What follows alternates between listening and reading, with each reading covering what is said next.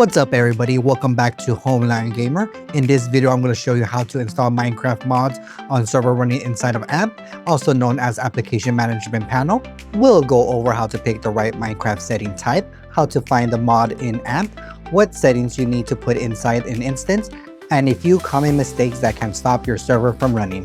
Let's get into it.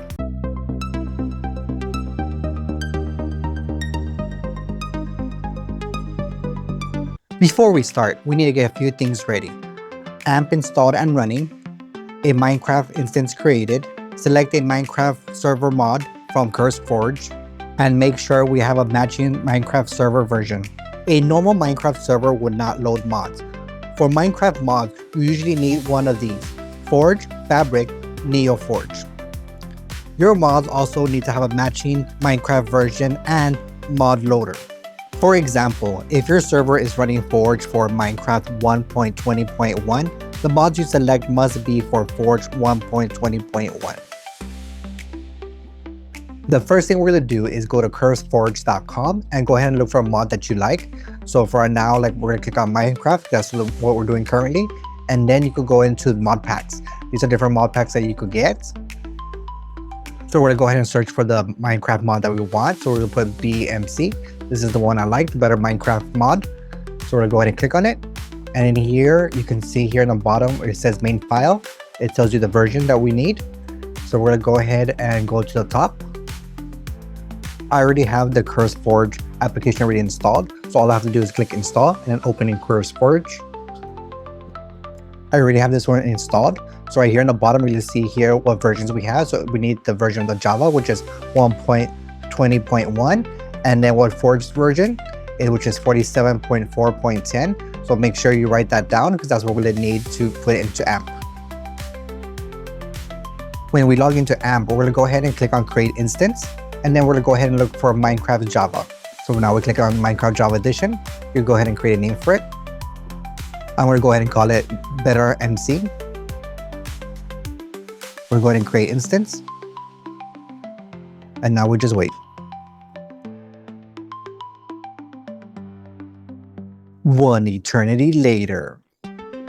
Once we see it says waiting for user input, we're going to go ahead and double click on it. Accept the agreement. It looks like we got an error. We're going to go ahead and click on OK. We're going to go ahead and click on configure or configurations. Then go to Minecraft.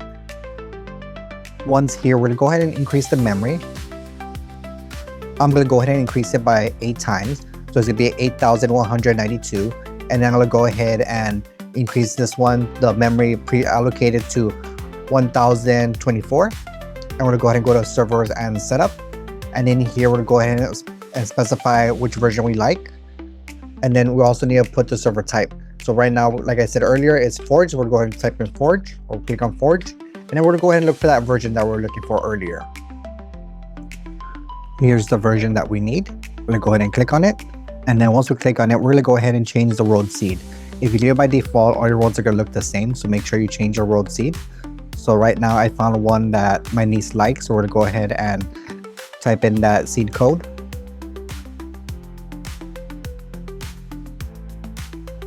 We're going to go ahead and go to gameplay and difficulty. Here's where you can change the difficulty and allow any other settings. We're going to go ahead and allow command blocks. And I'm going to go ahead and change the difficulty to creative.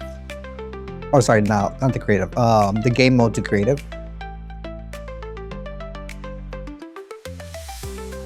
Okay, so it looks like we're done. We're going to go ahead and click on back.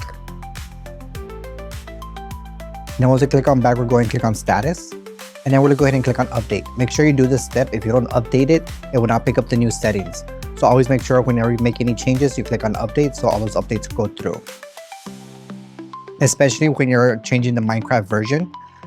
If you change it and you have your server started, it will never start with the new update. So make sure you click on update before you do anything else. I know that's a common mistake that I've been making. I keep changing the server version thinking that it will change as soon as I start it up again. It does not. So make sure you click on update whenever you do that. Now that we have the correct version for Minecraft, we're going to go ahead and go to store beta. In here, we're going to go ahead and click on CurseForge. And in here is where you can start looking for the mod. So luckily I already know the mod version, at least the game version that I'm using. So I'm gonna go ahead and put that in here, just to make it a little bit easier. So narrow down the search. In this search, I'm gonna go ahead and copy and paste the name of the Minecraft server I want. So here it is. Go ahead and just click on install. And then now we just wait for the Minecraft mod to get installed. Depending on how big the Minecraft mods file is, it might take a while to install. As you can tell, this one is 1.1 gigs, so it is gonna take a while for it to download and install. When it's done installing, it's gonna say uninstall, so that means it's been installed. So now we're gonna go ahead and click on status, and then we'll go ahead and start the server. Depending on the mod, it might take a while to load. This did take a while to load, so I'm gonna go ahead and fast forward the speed.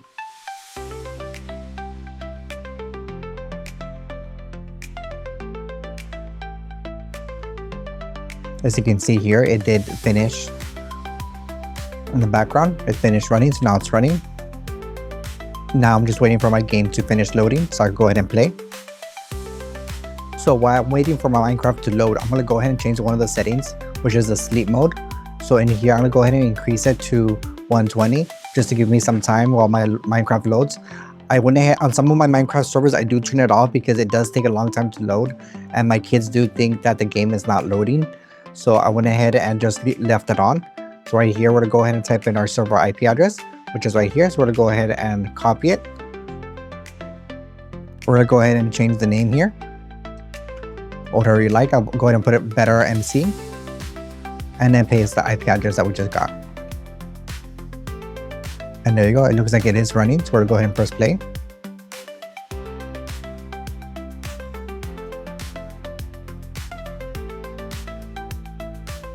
And we do have one active player, which is me.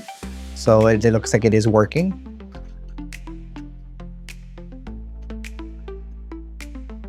This is how to install Minecraft mods on an AMP Minecraft server. The biggest thing to remember is use the right settings, match the Minecraft version, and click on update when you're done. Also, check the console logs if the server does not run. If this helped you out, like the video, subscribe to Homelab Gamer, and I'll see you in the next one. Welcome to the lab, welcome to Homelab Gamer.